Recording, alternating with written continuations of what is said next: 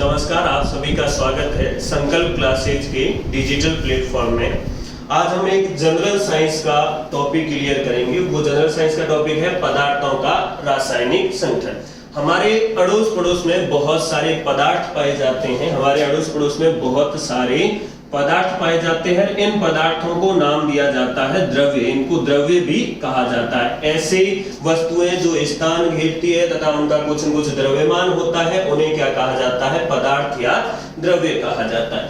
अब अलग अलग लोगों के मन में विचार आया कि भाई साहब, ये पदार्थ है, ये बना किसका होता है, किससे मिलकर बनता है, इसके अंदर क्या है? तो लोग खोजबीन कर रहे थे और सबसे पहला इसमें नाम आता है हमारे ही एक महान महर्षि का। उन महर्षि का नाम है कणाद। कहा जाता है कि एक दिन महर्षि कणाद है वो रास्ते रास्ते जा रहे थे कि अचानक रास्ते में कोई पत्थर पड़ा था, ठोकर लग गई, नीचे गिर गए, बत्ती सी टूट गई। कणाद को क्रोध आ गया पत्थर पर और उन्होंने पत्थर को छोटा करना स्टार्ट कर दिया। उन्होंने पत्थर से कहा कि भाई तैने मुझे मेरे दांत तोड़े हैं तो मैं तुझे तोड़े बिना छोड़ूंगा नहीं। तो उन्होंने पत्थर को छोटा करना स्टार्ट कर दिया। वो छोटा करते गए, छोटा करते गए। एक कंडीशन ऐसी आई कि पत्थर बहुत ही छोटा हो गया, यानी कि पत्थर का क्या बन गया? पत्थर का बन गया आटा। अभी भी इन्होंने और भी इस आटे को लिया और इस आटे को भी इन्होंने और छोटा कर दिया। तो एक कंडीशन ऐसी आई कि उसके बाद ये और अधिक छोटा होना क्या हो गया? और अधिक छोटा होना बंद हो गया। और उस स्थिति को हमारे कणाद ने क्या नाम दे दिया? कण नाम दे दिया। फिर इन्होंने 3 लाइनें भी कही। पहली लाइन ये कही कि सभी पदार्थ, जो जितने भी पदार्थ है, इन सभी पदार्थों का निर्माण है वो किससे मिलकर होता है? तो सभी पदार्थों का निर्माण कण से मिलकर होता है। किसने कहा? कणाद ने। दूसरा इन्होंने कथन ये कहा कि एक कण है वो कैसा होता है? कण अजर होता है और कण कैसा होता है? अमर होता है। यानी कि कण को न तो नष्ट किया जा सकता और न ही कण को उत्पन्न किया जा सकता। और तीसरा कथन इन्होंने ये कहा कि कण है वो कैसा होता है? अविभाज्य होता है। इस कण को और अधिक छोटा नहीं किया जा सकता। ये 3 बातें किसने कही? महर्षि कणाद ने। अब भाई महर्षि कणाद जहां भी जाते, आपने जितने भी प्रवचन है उसमें ये कहते हैं कि साहब पदार्थों का निर्माण है, वो पदार्थों का निर्माण किससे हुआ है? कण से हुआ है। सभी पदार्थ कण से मिलकर बनते हैं। कण अजर होता है, अमर होता है, अर्थात कण को न तो उत्पन्न किया जा सकता और न ही नष्ट किया जा सकता। और दूसरा उन्होंने कहा कि कण है वो कैसा होता है? अविभाज्य होता है और अधिक छोटा नहीं किया जा सकता। तो कणाद है वो जहां भी जाते प्रवचन में यही कहते। तो हमारे जो केजरीवाल जी जैसे लोग थे वो आगे और कणाद से कहा कि साहब आप है वो क्या दिखाओ? सबूत दिखाओ, प्रूफ दिखाओ कि कण होता है। प्रूफ दिखाओ कि पत्थर है या पदार्थ है वो किससे मिलकर बनता है? कण से मिलकर बनता है। क्योंकि इनके पास कोई प्रूफ नहीं था तो इनकी थ्योरी है वो क्या हो गई? फेल हो गई। अब इनकी थ्योरी फेल हुई तो इसके कई समय बाद यानी कि काफी समय बाद है वो एक पाश्चात्य साइंटिस्ट था, पाश्चात्य वैज्ञानिक था। उस वैज्ञानिक का नाम था डाल्टन। डाल्टन ने भी सेम प्रयोग है वो दोहराया। ठीक है, ये बात है 1803 की। 1803 ईस्वी में डाल्टन ने भी सेम प्रयोग दोहराया। उन्होंने क्या किया? पदार्थ लिया और पदार्थ को छोटा करते गए, छोटा करते गए और एक स्थिति ऐसी आ गई कि वो पदार्थ और छोटा नहीं हुआ। और उस स्थिति को उन्होंने क्या नाम दे दिया? तो उस स्थिति को उन्होंने नाम दे दिया परमाणु। इस स्थिति को क्या नाम दे दिया? परमाणु दे दिया, जिसको आंग्ल भाषा में, इंग्लिश में क्या कहा जाता है? एटम कहा जाता है। तो परमाणु है, इसकी खोज किसने कर दी? तो परमाणु की खोज 1803 में जॉन डाल्टन ने की थी। जॉन डाल्टन एक पाश्चात्य साइंटिस्ट थे। ये एटम है, ये एटम एक ग्रीक भाषा का शब्द है। एटम किस भाषा का शब्द है? ग्रीक भाषा का शब्द है। और इसका अर्थ क्या होता है? तो इसका अर्थ होता है अविभाज्य। परमाणु का अर्थ क्या होता है? परमाणु का यानी कि एटम है, इस एटम का अर्थ क्या होता है? अविभाज्य। ये इसका शाब्दिक अर्थ है। डाल्टन ने परमाणु की खोज के साथ साथ कुछ बातें भी कही। पहली बात कही कि सभी पदार्थ है वो किससे मिलकर बनते हैं? सभी पदार्थों का निर्माण है वो परमाणुओं से होता है। सभी पदार्थों का निर्माण किससे होता है? परमाणुओं से होता है। दूसरा इन्होंने कहा कि परमाणु है वो कैसा होता है? अविभाज्य होता है, अर्थात परमाणु है उसको न तो उत्पन्न किया जा सकता और न ही नष्ट किया जा सकता है। किसी भी रासायनिक अभिक्रिया में परमाणु को न तो उत्पन्न किया जा सकता है और न ही नष्ट किया जा सकता। हालांकि यानी कि परमाणु अविभाज्य होता है, अर्थात परमाणु को और अधिक छोटा नहीं किया जा सकता। और तीसरी लाइन उन्होंने कही थी कि परमाणु है उसको न तो उत्पन्न किया जा सकता है और न ही नष्ट किया जा सकता, अर्थात परमाणु कैसा होता है? अजर होता है। परमाणु कैसा होता है? अमर होता है। न तो परमाणु को उत्पन्न किया जा सकता है और न तो परमाणु को नष्ट किया जा सकता है। पहला कथन क्या कहा डॉल्टन ने? डॉल्टन ने कहा कि सभी पदार्थों का निर्माण किससे मिलकर होता है? परमाणु से मिलकर होता है। दूसरा कहा परमाणु कैसा होता है? अविभाज्य होता है, रासायनिक प्रक्रम द्वारा उसको और अधिक विभाजित नहीं किया जा सकता। हालांकि अभी ये कथन है वो क्या है? असत्य है, क्योंकि अलग अलग खोजों से ये प्रमाणित हो गया है कि परमाणु को आगे भी विभाजित किया जा सकता है। तीसरा इन्होंने कहा कि परमाणु कैसा होता है? अजर होता है, अमर। अजर और अमर का मतलब है परमाणु को न तो उत्पन्न किया जा सकता है और न ही नष्ट किया जा सकता है। फिर कहा उन्होंने कि किसी एक तत्व के परमाणु है वो समान होते हैं। एक तत्व के परमाणु समान होते हैं। समान का मतलब है, मान लीजिए आपने लोहा ले लिया है, लोहे का एक टुकड़ा ले लिया है, तो इस लोहे के टुकड़े में यहां से यहां जो परमाणु है वो परमाणु और यहां पर जो परमाणु है वो परमाणु, ये दोनों कैसे होंगे? एक जैसे ही होंगे। अर्थात इस लोहे के टुकड़े में, पूरे के पूरे टुकड़े में जितने भी परमाणु है वो एक जैसे होंगे। यानी कि एक तत्व के परमाणु है वो कैसे होते हैं? समान होते हैं। समान का मतलब है कि उनका द्रव्यमान भी समान होगा, उनके रासायनिक गुण भी क्या होंगे? समान। और फिर इन्होंने कहा था कि अगर आप अलग अलग तत्व ले लेते हैं तो उनके जो परमाणु होते हैं वो परमाणु भी अलग अलग होते हैं। अलग अलग तत्वों के परमाणु भी कैसे होते हैं? अलग अलग। जैसे मान लीजिए आपने एक तो ले लिया लोहा और एक आपने क्या ले लिया है? सोने का टुकड़ा ले लिया। तो लोहे और सोने की जो परमाणु, इसके अंदर सोने के अंदर भी क्या है? परमाणु है, क्योंकि सोना भी एक पदार्थ है और सभी पदार्थों का निर्माण किससे हुआ है? परमाणु से हुआ है। तो सोना भी एक परमाणु है और इस सोने के अंदर का परमाणु और लोहे के अंदर का परमाणु है, इनके जो गुण धर्म होंगे वो अलग अलग होंगे। यानी कि सोने और लोहे के परमाणु एक समान नहीं होंगे, इनका द्रव्यमान अलग होगा, इनके रासायनिक गुणधर्म भी क्या होंगे? अलग अलग होंगे। तो अलग अलग तत्वों के परमाणु भी क्या होते हैं? अलग अलग होते हैं। ये जो इतनी बातें हैं, इन बातों को सम्मिलित रूप से क्या कहा जाता है? इन सभी बातों को कहा जाता है परमाणु सिद्धांत। इन सभी बातों को किस नाम से जाना जाता है? तो सभी बातों को परमाणु सिद्धांत के नाम से जाना जाता है। तो परमाणु की खोज है वो किसने की थी? जॉन डाल्टन ने की थी। और परमाणु सिद्धांत भी किसने दिया था? तो परमाणु सिद्धांत भी जॉन डाल्टन ने दिया था। भारतीय मान्यता अनुसार परमाणु की खोज है वो किसने की थी? कणाद ने की थी। और उन्होंने परमाणु को नाम क्या दिया था? तो उन्होंने इसे क्या नाम कहा? इन्होंने इसे कहा कण। भारतीय मान्यता अनुसार डाल्टन के परमाणु सिद्धांत के अंदर क्या बातें थी? तो पहली बात है कि सभी पदार्थों का निर्माण परमाणुओं से होता है, परमाणु अविभाज्य होता है, परमाणु को न तो उत्पन्न किया जा सकता है और न ही नष्ट किया जा सकता है, एक ही तत्व के परमाणु समान होते हैं और अलग अलग तत्वों के परमाणु भी कैसे होते हैं? अलग अलग। यानी कि उनके रासायनिक गुणधर्म भी क्या होते हैं? अलग अलग होते हैं। ये जो इनका एक कथन था वो असत्य था। असत्य का मतलब उस समय के लिए तो सत्य ही था, लेकिन बाद में जब अलग अलग खोजें हुई तब इनका जो ये कथन कि परमाणु अविभाज्य होता है वो कथन असत्य सिद्ध हो गया। जॉन डाल्टन है, इसका जो सिद्धांत है वो कौन से नियम के आधार पर दिया गया था? ये भी ध्यान रखना।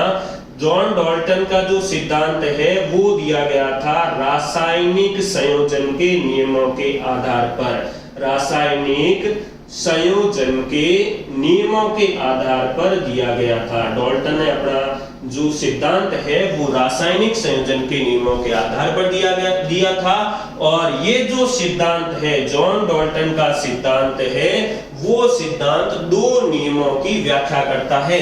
पहला नियम कौन सा आ जाता है? तो पहला है द्रव्यमान संरक्षण का नियम, द्रव्यमान संरक्षण का नियम। और जो दूसरा नियम आ जाता है वो है निश्चित अनुपात का नियम, निश्चित अनुपात का नियम। तो जॉन डाल्टन का जो परमाणु सिद्धांत है वो परमाणु सिद्धांत इन दो नियमों की व्याख्या करता है। दो नियम कौन से हैं? पहला नियम आ जाता है द्रव्यमान संरक्षण का नियम और दूसरा आ जाता है निश्चित अनुपात का नियम। और जॉन डाल्टन का नियम कौन से, जॉन डाल्टन का सिद्धांत कौन से नियमों के ऊपर आधारित था? तो वो था रासायनिक संयोजन के नियमों के आधार पर। तो भाई परमाणु की खोज तो हो गई। अब डाल्टन महोदय से पूछा गया कि ये परमाणु होता कैसा है। डाल्टन ने कहा भाई मेरे हिसाब से तो ये गोल होना चाहिए, लेकिन इसके बारे में मुझे ज्यादा जानकारी नहीं है।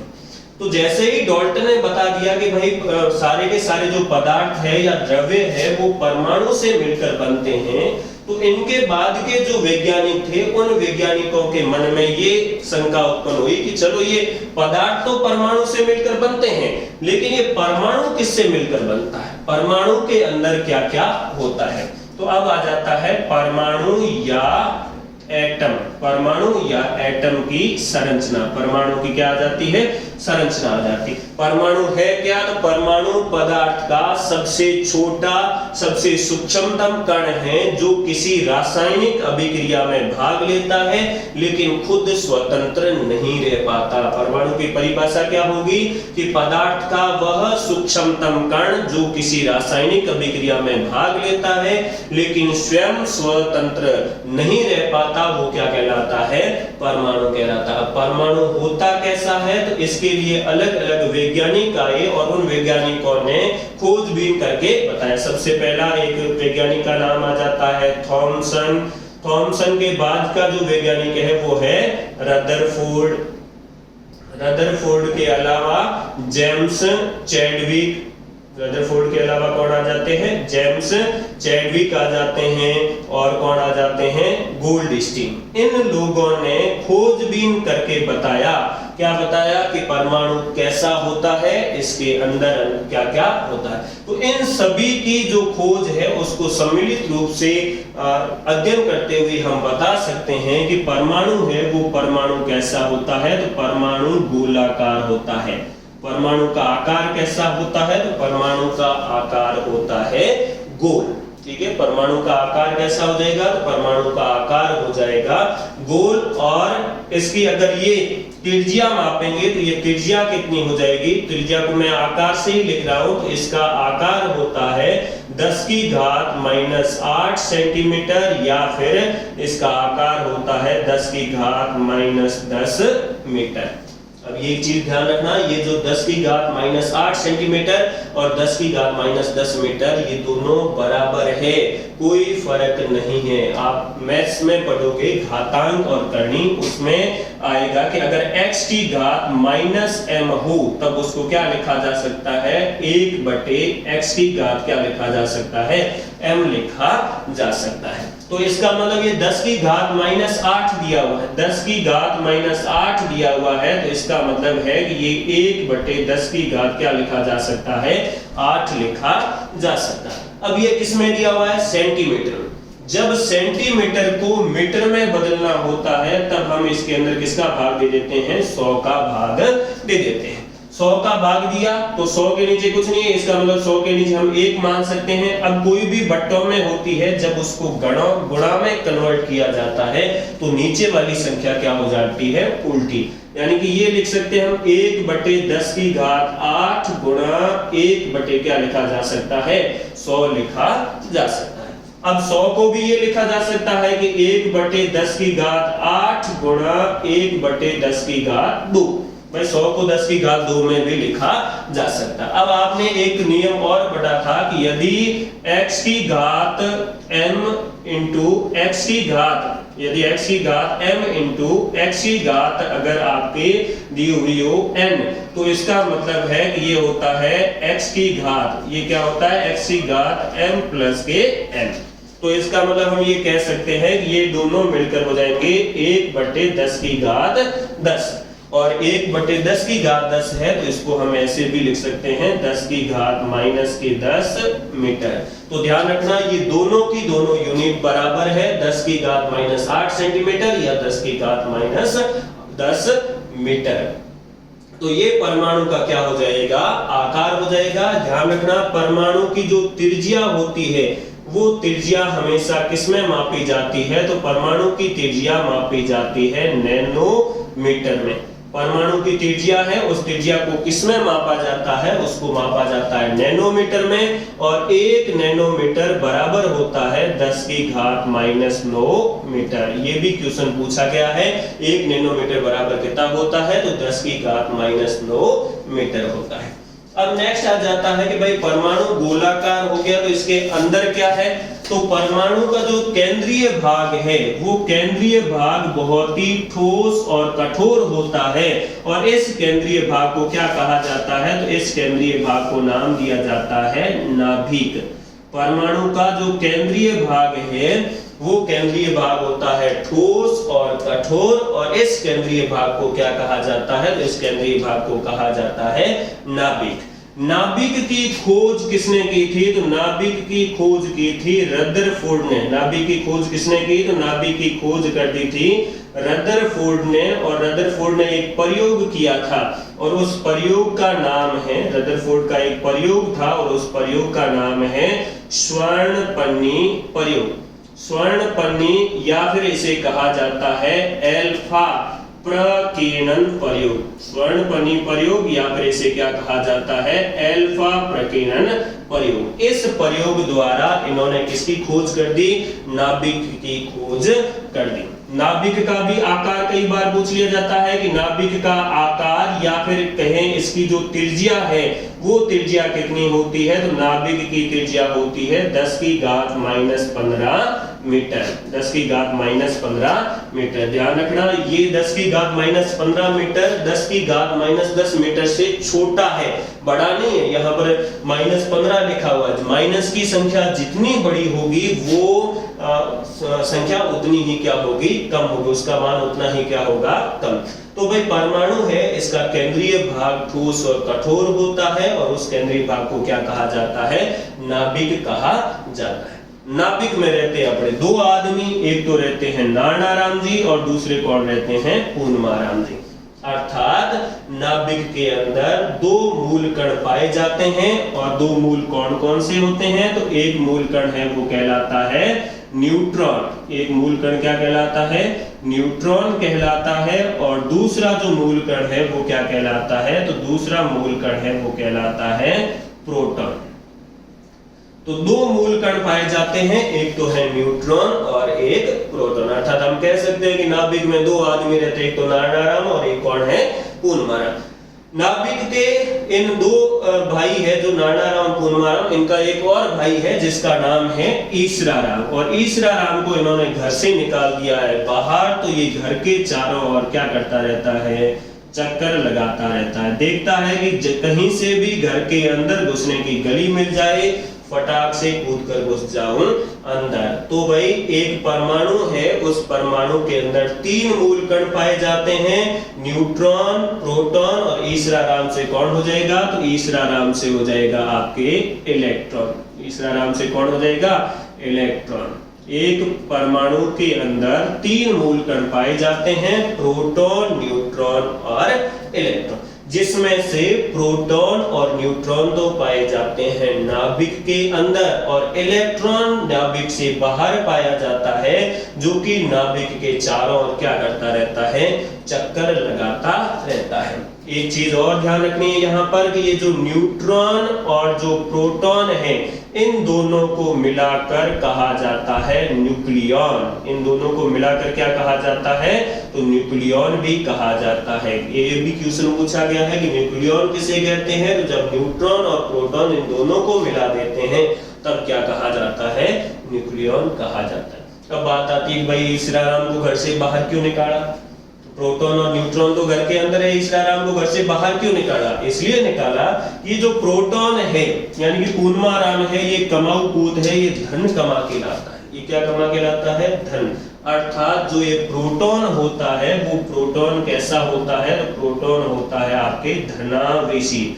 इसके ऊपर आवेश कैसा होता है? तो इसके ऊपर आवेश होता है धन, यानी कि धनावेश, पॉजिटिव चार्ज होता है। कितना आवेश होता है? तो इसके ऊपर आवेश का मान होता है 1.6 × 10⁻⁻19 कूलाम।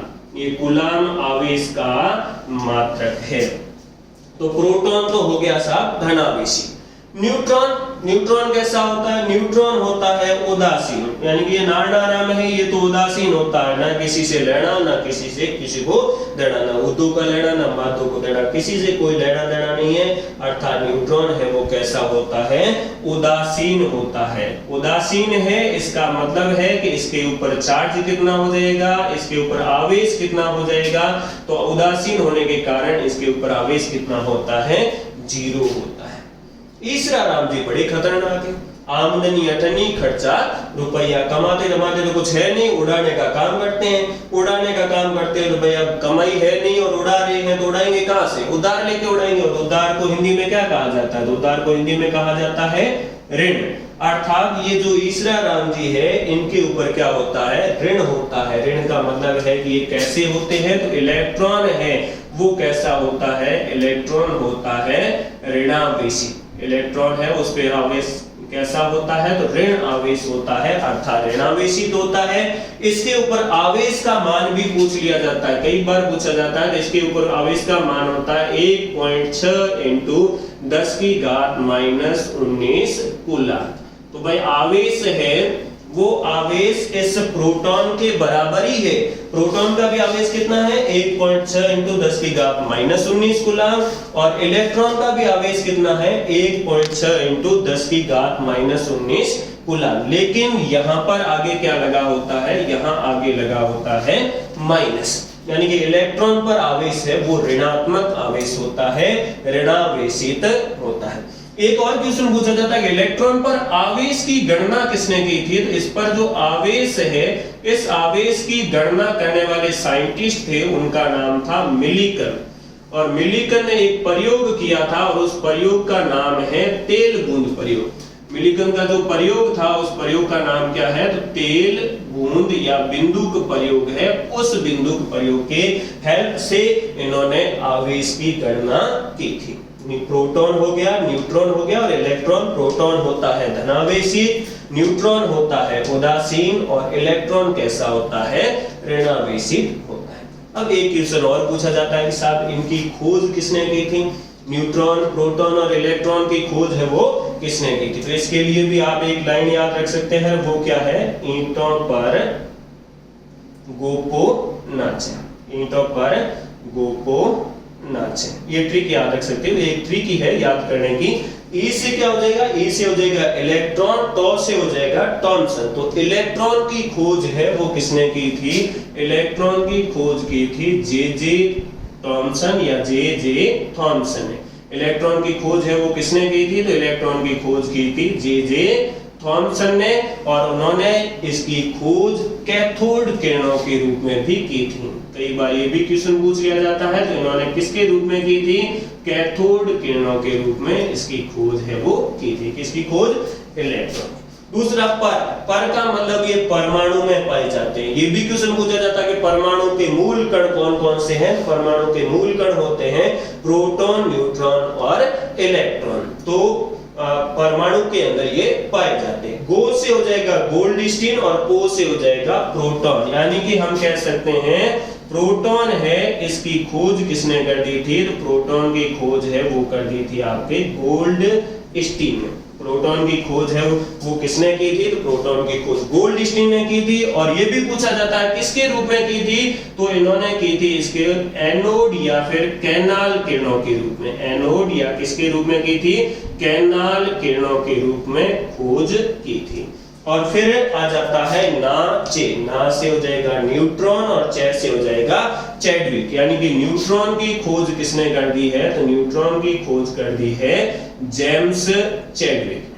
जेम्स चैडविक ने बेरिलियम है, इस बेरिलियम के ऊपर, बेरिलियम एक तत्व है और इसके ऊपर अल्फा कणों की बौछार करके उन्होंने किसकी खोज कर दी? न्यूट्रॉन की। तो ये तो हो गए खोज करता।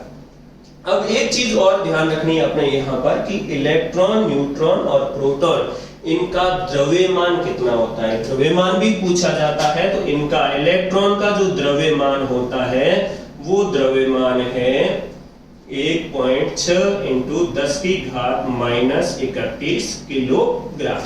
सॉरी, इसका जो द्रव्यमान है वो होता है 9.3 × 10⁻³ किलोग्राम। ये इलेक्ट्रॉन का क्या हो जाएगा? द्रव्यमान हो जाएगा। न्यूट्रॉन का भी पूछा जाता है कि न्यूट्रॉन का भी द्रव्यमान कितना है? तो न्यूट्रॉन का जो द्रव्यमान होता है वो द्रव्यमान है आपके 1.6 × 10⁻27 किलोग्राम। ये हो जाएगा न्यूट्रॉन का द्रव्यमान। और प्रोटॉन का द्रव्यमान कितना होता है? तो प्रोटॉन का द्रव्यमान न्यूट्रॉन के लगभग बराबर होता है, वो है 1.6 × 10⁻27 किलोग्राम। ये हो जाएगा आपके प्रोटॉन का द्रव्यमान। यही क्वेश्चन बनते हैं इस परमाणु से कि परमाणु है उसके मूल कण कौन कौन से हैं, एक इलेक्ट्रॉन, प्रोटॉन और न्यूट्रॉन की खोज किसने की थी, इनके ऊपर आवेश कितना होता है और इनका द्रव्यमान कितना होता है।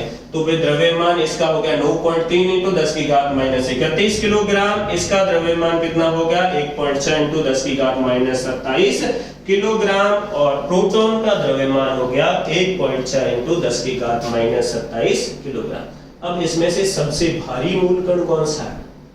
इलेक्ट्रॉन, न्यूट्रॉन या प्रोटॉन? तो कई बार हम जवाब क्या दे देते हैं कि सबसे भारी मूल कण कौन सा है? कि इलेक्ट्रॉन है, क्योंकि 9.3 × 10⁻31 किलोग्राम है। साहब ये -31 है, -31, और यहाँ पर कितना है -27 किलोग्राम। तो ध्यान रखना, माइनस की संख्या जितनी छोटी होती है उसका मान उतना ही बड़ा होता है। इसका मतलब सबसे हल्का है द्रव्यमान, इलेक्ट्रॉन है उसका द्रव्यमान कम है, तो इसका मतलब वो सबसे हल्का कण है। अब सबसे भारी मूल कण कौन सा होता है? तो सबसे भारी मूल कण कौन सा होता है? न्यूट्रॉन। एक परमाणु के अंदर सबसे भारी मूल कण कौन सा है? तो सबसे भारी मूल कण हो जाएगा न्यूट्रॉन। न्यूट्रॉन भारी क्यों है? क्योंकि इसका जो द्रव्यमान है वो प्रोटॉन से थोड़ा सा क्या होता है? ज्यादा होता है। इसके द्रव्यमान को कई बार ऐसे भी लिखा जाता है 1.008 AMU। AMU का मतलब है atomic mass unit. Atomic mass unit या कहा जाता है परमाणु द्रव्यमान इकाई। और इसका जो द्रव्यमान है इसको भी ऐसे लिखा जाता है 1.007 AMU। 1.007 AMU। और इसका जो इलेक्ट्रॉन है इसका भी अगर हम AMU में लिखेंगे तो होगा 0.005 AMU, एटॉमिक मास यूनिट। तो इस हिसाब से देखें तो सबसे भारी मूल कण कौन सा होता है? न्यूट्रॉन। लेकिन एक परमाणु के जो गुणधर्म, रासायनिक गुणधर्म होते हैं, वो रासायनिक गुणधर्म किसके ऊपर डिपेंड करते हैं? इलेक्ट्रॉन के ऊपर डिपेंड करते हैं। ये ध्यान रखना है कि एक परमाणु के जो रासायनिक गुणधर्म होते हैं वो रासायनिक गुणधर्म किसके ऊपर डिपेंड करते हैं? तो वो निर्भर करते हैं इलेक्ट्रॉन के ऊपर। अब यहाँ एक छोटा सा और बात आ जाती है, अगर ये इलेक्ट्रॉन इस परमाणु को छोड़कर बाहर चला जाए तो क्या होगा? ये एक परमाणु है, इससे एक इलेक्ट्रॉन है वो बाहर निकल गया तो क्या होगा? और ये इलेक्ट्रॉन है वो बाहर निकल के किसी और के पास जाएगा तो किसी दूसरे परमाणु के पास जाएगा, तब क्या होगा? तो जब ईसरा राम जी बाहर निकलेंगे, ईसरा राम जी हमने कहा घाटा देते हैं, घाटा अर्थात इसके ऊपर क्या होता है, ऋण चार्ज होता है। अब ये घाटा देने वाला घर से बिल्कुल बाहर निकल गया है तो इस परमाणु को फायदा होगा, अर्थात इसके ऊपर कौन सा चार्ज आएगा, पॉजिटिव चार्ज आएगा, अर्थात इसके ऊपर किसका निशान आएगा, प्लस का निशान हो जाएगा, ये परमाणु धनावेशित हो जाएगा। जिसके पास ये ईसरा राम जी जाएंगे, यानी कि ये इलेक्ट्रॉन जिस परमाणु के पास जाएगा उसको ये घाटा देगा, अर्थात इसके ऊपर कौन सा चार्ज आ जाएगा, माइनस चार्ज आएगा। जो परमाणु इलेक्ट्रॉन को त्यागता है उसके ऊपर कौन सा आवेश आता है, धनावेश। जो परमाणु इलेक्ट्रॉन को ग्रहण करता है उसके ऊपर कौन सा आवेश आता है, तो उसके ऊपर आ जाता है ऋणावेश। परमाणु को त्यागने वाला धनावेश होता है, इलेक्ट्रॉन को त्यागने वाला धनावेश होता है, इलेक्ट्रॉन को ग्रहण करने वाला कौन सा होता है, ऋणावेश। ये जो मूल कण हो गए, प्रोटॉन, न्यूट्रॉन और इलेक्ट्रॉन। इन मूल कणों के अलावा कुछ और भी कण हैं जो जिनके बारे में भी खोज की गई है। इन मूल कणों के अलावा कुछ और भी कण है और उसमें पहला कण आ जाता है पॉजिट्रॉन। पहला जो कण आ जाता है वो कौन सा है, तो पहला कण है वो क्या कहलाता है, पॉजिट्रॉन। पॉजिट्रॉन है, इसकी खोज किसने की थी, तो इसकी खोज की थी आपके एंडरसन ने। पॉजिट्रॉन है, इस पॉजिट्रॉन की खोज किसने की थी, एंडरसन ने की थी। और ये इलेक्ट्रॉन का क्या कहलाता है, प्रतिकण। ये किसका प्रतिकण है, एंटी पार्टिकल या प्रतिकण कहलाता है इलेक्ट्रॉन का। इलेक्ट्रॉन का प्रतिकण का मतलब है कि ये इलेक्ट्रॉन के विपरीत गुणों वाला होता है, इलेक्ट्रॉन के विपरीत गुणों का है, इसलिए इलेक्ट्रॉन का क्या कहा जाता है, प्रतिकण। और इसकी खोज किसने की थी, एंडरसन ने। दूसरा आ जाता है न्यूट्रिनो। दूसरा कौन सा आ जाता है, तो वो आ जाता है न्यूट्रिनो। न्यूट्रिनो और एक और आ जाता है एंटी न्यूट्रिनो। इनके बारे में भी पूछा जाता है कि इनकी खोज किसने की थी, इनकी खोज की थी आपके पाउली ने। इनकी खोज है वो किसने कर दी थी, तो इनकी खोज है वो कर दी है पाउली नामक साइंटिस्ट ने। न्यूट्रिनो और एंटी न्यूट्रिनो। फिर आ जाता है आपके पाई मेसॉन। तीसरा जो एक और कण आ जाता है वो है पाई मेसॉन। ये अस्थायी कण कहलाते हैं, ये सारे के सारे क्या कहलाते हैं, अस्थायी कण कहलाते हैं। पाई मेसॉन की खोज किसने की थी, तो पाई मेसॉन की खोज है वो युकावा नामक। युकावा ने वैसे भविष्यवाणी की थी ऐसा कह सकते हैं, तो युकावा है, उन्होंने पाई मेसॉन की क्या की थी, खोज की थी। और चौथा जो कण आ जाता है वो कहलाता है क्वार्क व बोसॉन।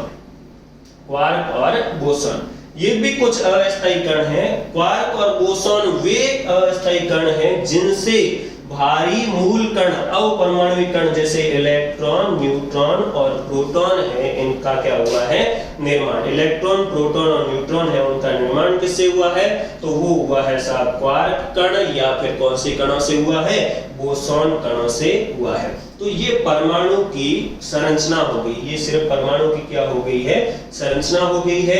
नेक्स्ट वीडियो में हम इस परमाणु के मॉडल के बारे में भी बात करेंगे। तो आज के लिए इतना ही, धन्यवाद।